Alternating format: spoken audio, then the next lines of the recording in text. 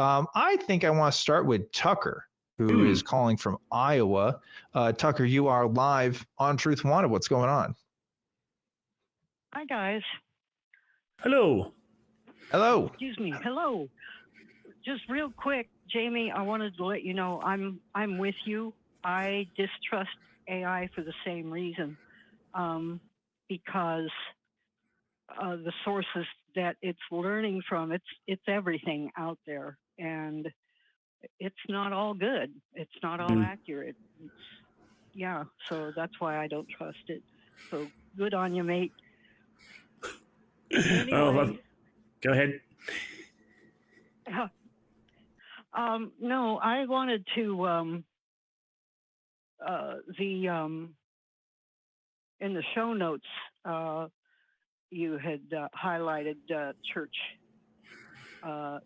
separation of church and state, and I think that the separation of church and state argument could be very valuable in continuing to push back against taking away, women's right to choose,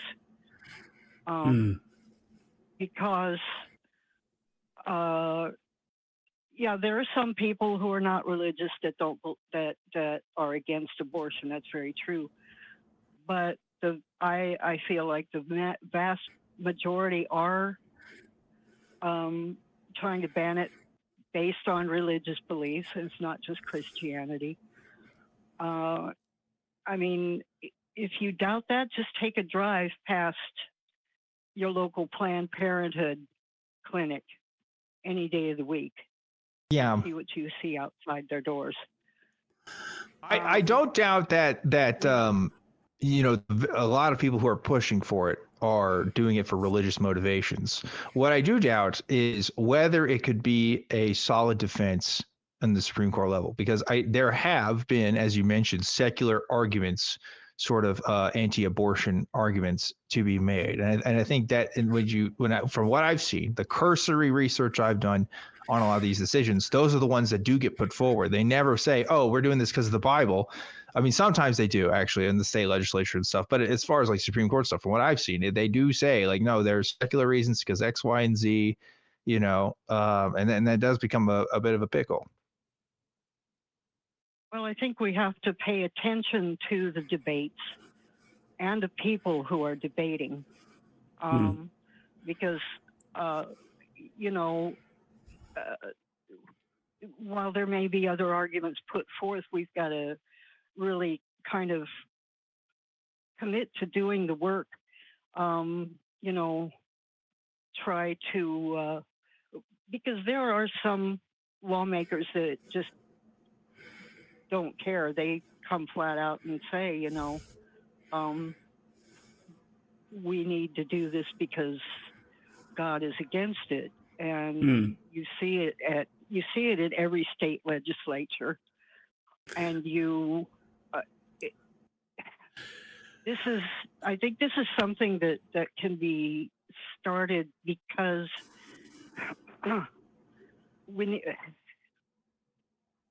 for this to coalesce, we really need people that are willing to do the work, to first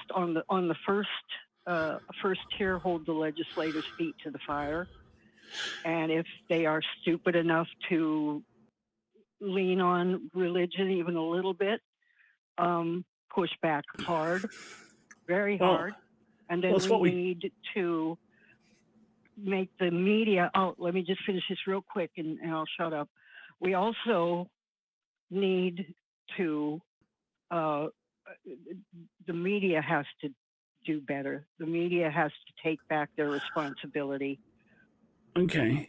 So here's my question. There's a couple of things I'm thinking, right? Okay. Firstly, we try our best here at the EACA, and there's organisations that we work with, like Freedom from Religion Foundation and that kind of stuff, who are, boots on the ground in the Capitol buildings, holding up signs, going to meetings, calling your representatives, stuff like that. So people are doing it. And in an ideal world, yes, religious belief would not be part of the an intrinsic part of the legislative decision-making process, and it would be based on evidence and science and ethics and things like that. But in the real world, right now at least, there are plenty of religious people out there, and even if they're not explicit in the choices they're making because of their religious beliefs, there may be implicit religious leanings in the way that they make their choices.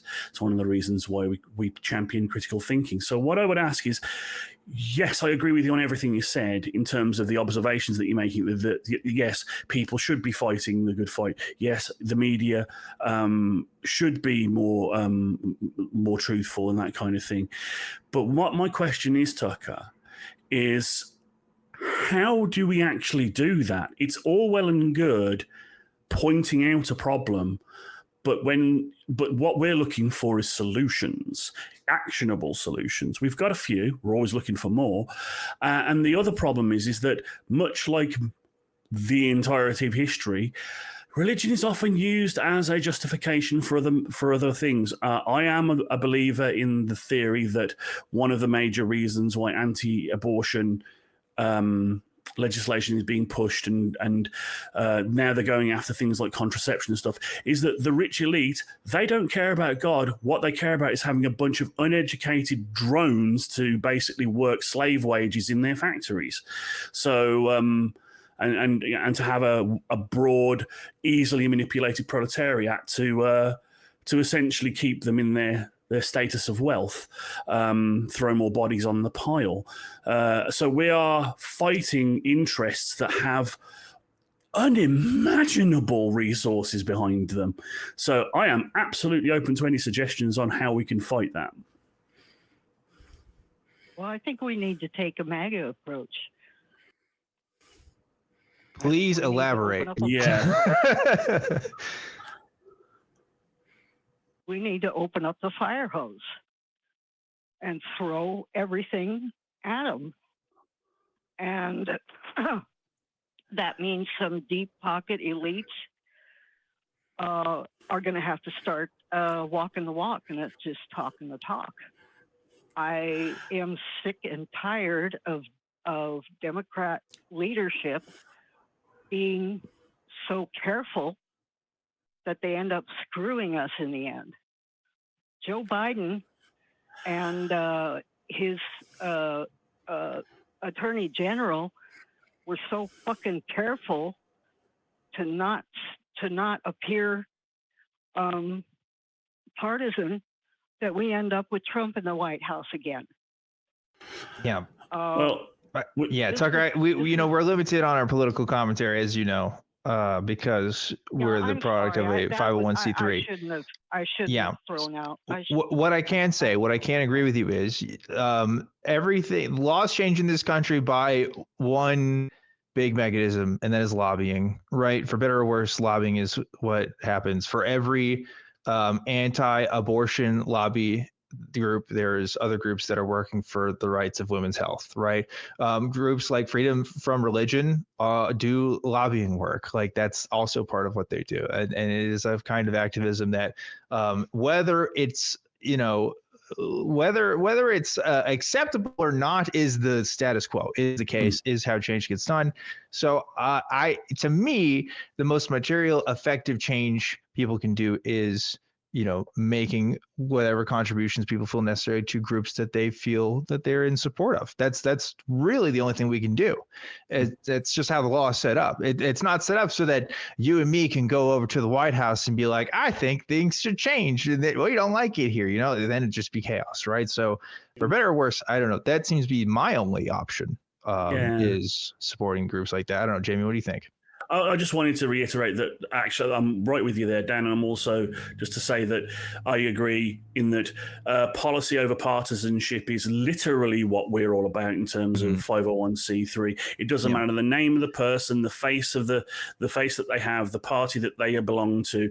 If they are promoting policy that is in alignment with our goals, I will support them. It's one of the reasons why we work with religious organizations. You think, why would an atheist organization work with religious organizations? organizations, because we're all about the same things.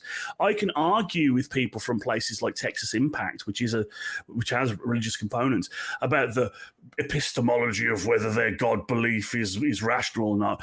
But we can have that conversation after we've stopped them from putting the 10 Commandments in schools, or banning abortion because God said so, or legislating against the LGBT because to lay with another man is an abomination in front of God, or any of that bollocks. Yeah. So once we fought the good fight and everyone has the luxury of like, is God real? Does God be doing the real though? We'll have those conversations, but until that point, I will link arm in arm with rabbi and priest and imam and guru, as long as they are aligned with the goals of humanism and the separation of religion and government. Yeah. No, you're bringing a good point there, because, like, yes, religious interests are very much in the conversation when it comes to abortion, right, and the laws that take effect with that.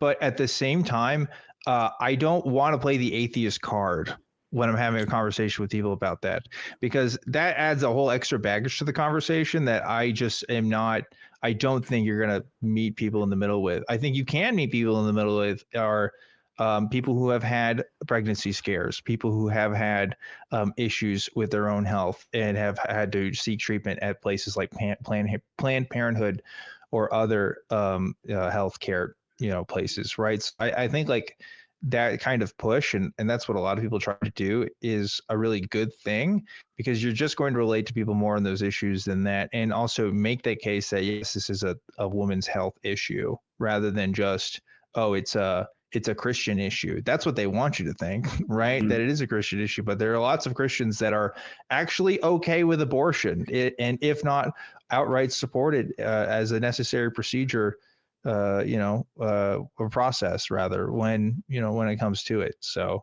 I don't know, more than one ways to eat an elephant, I guess.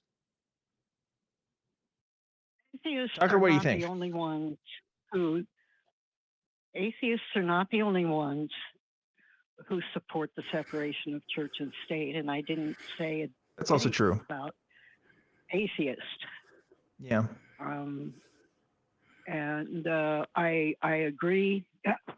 I agree. You take your allies where you can find them. Absolutely. Mm-hmm. But I think there are many opportunities, and maybe we need to start being more creative about finding them. Yep. Yeah, maybe so. And yeah, you're right. I shouldn't characterize your argument as just for atheists, right? But separation from church and state, I don't know that I see where you're going with that. I do see where you're going with that, because there are people who definitely are doing this for their religious reasons, right? It is religious, doctrine that makes that happen. But it is what it is. I don't know. We're on the same page, Tucker. We're both we're both picking up what we're putting down here, I think. So I don't know. There's no need to elaborate there. Anything else you want to talk about with us, though, while we got you on the line? Yeah, just one last point. Mm-hmm. Back in the 90s, the Human Rights Campaign kept shushing the trans community because they said it's not worth. Basically, it was that, not right now. Wait until this happens. Not right now. Wait until we get, protection from being fired. Not right now. Wait until we get domestic partner rights. Not right now. Mm. Okay. And that's what I see happening here with that kind of argument is, if not now, when? And we see, groups that we would normally, or we would nominally be aligned with, who are like saying, well, we should step away from certain social issues because they're politically unwise or whatever. All we can do as people and as an organisation is to not toe that line, and we don't. Everyone I know here at the ACA, myself included, are thoroughly, and it feeds directly into our mission: secular humanism. Humanism means human rights. Human rights are trans rights. I'm saying that loud and proud. As a member of the ACA, I don't think I'm going to get in trouble for saying that. And I know that because we're going to Tyler Pride this next weekend to set up a booth. We are going to I think Tucker's trying to make a metaphor here and saying that conversation is what they're seeing in this conversation, which is about. Actually, I'm not entirely sure. Because are you saying that we're not support? I mean, we definitely support people being atheists and stuff. I'm not. I'm not sure where that. No. Yeah. No. Your response to my, suggestion of using church and state separation is I understand it and I sympathize with it, and in some ways you are right, but it's like they've got the other side has huge resources, and right now the political climate just isn't, and I'm not saying the example. Well, look, if you don't mind me interrupting, because I think we're talking past each other, because I definitely, obviously we support church and state separation. What I think the disconnect is, people who are pro-life, the position, right? They literally think you're killing a human being, right? Like that. I think a lot of them seriously do consider that, and that kind of argument doesn't have anything to do with God necessarily. I mean, if you want to bring in souls into it, that's fine. I'm just saying, I think we can disavow people of these kinds of dramatic beliefs when we talk about that, the process that happens when pregnancy occurs, that don't have anything to do with the atheism versus Christianity or state versus church stuff, right? I do think like that can happen without it. That's really more of my point. Understood. And I definitely respect that opinion. My purpose in bringing up the old human rights campaign position was, at some point, just almost any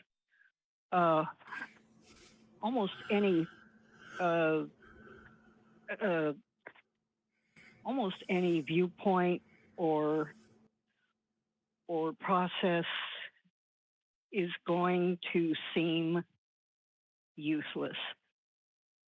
And I'm just hoping that, like I said, like I was going to close with, I just think we need to be more creative.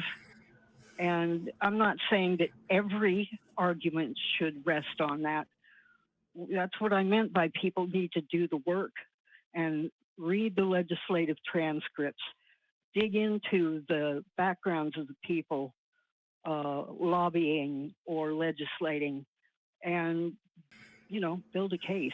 And that's really all I wanted to say. Gotcha. Okay. We hear you. Yeah, for sure, Tucker. I appreciate that. And thank you for sharing your perspective on the show. And I do appreciate you guys' pushback, because you always do it constructively, and I always come away thinking about things a little differently. So, well, great. Thank you.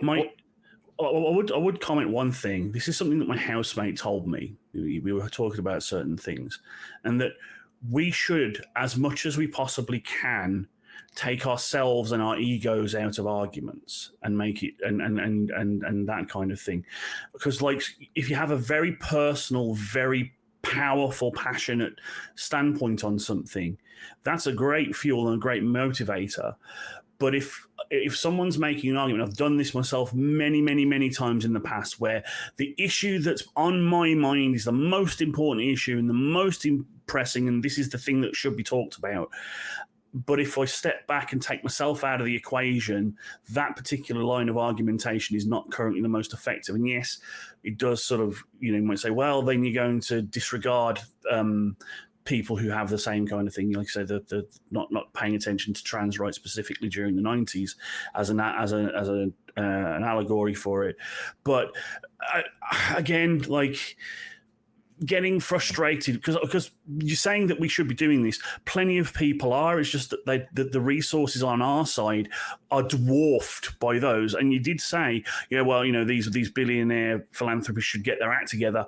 Oh my goodness, if you could find a way to get to make that happen, so many organizations like ours would be great. If we could get actual money behind our arguments, that'd be amazing. Mm-hmm. But how the heck do you convince a billionaire to throw more than a few crumbs at a thing when it's in their best interests give them a tax incentive? I don't know. Yeah, something like that. I don't know. Anyway, we have other callers that are on the line, and I do want to get to some other folks here. So I am gonna go ahead and end this one. But I once again I just want to say thanks so much, Tucker, for calling in, and I'm so glad I just responded to your feedback there. That yes, I'm glad that we can have a healthy push and pull, and both of us can take something away, because I definitely have taken it away from you as well when you've called in. So thanks so much for that, and hope to hear from you at another time.